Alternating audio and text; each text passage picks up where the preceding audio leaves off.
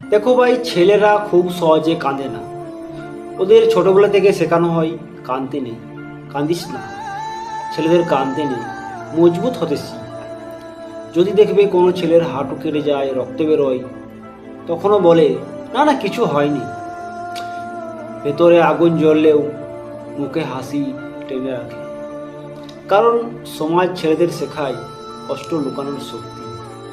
কিন্তু মনে রাখো, যেদিন তুমি কোনো ছেলেকে কাঁদতে দেখবে না, সেদিন বুঝবে সে আর পারছে না। ওটা কোনো সাধারণ দুঃখ নয়, ওটা জমে থাকা পাহাড় ভাঙার শব্দ।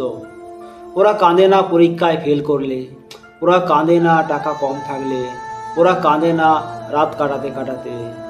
ওরা কাঁদে তখনই যখন বিশ্বাস ভেঙে যায়, যখন প্রিয় মানুষটা ছেড়ে চলে যায়, যখন সব দেওয়ার পরেই অপ্রয়োজনীয় মনে হয়। একটা ছেলের কান্না মানে দুর্বলতা নয়, একটা ছেলের কান্না মানে সে শেষ পর্যন্ত লড়ে গেছে।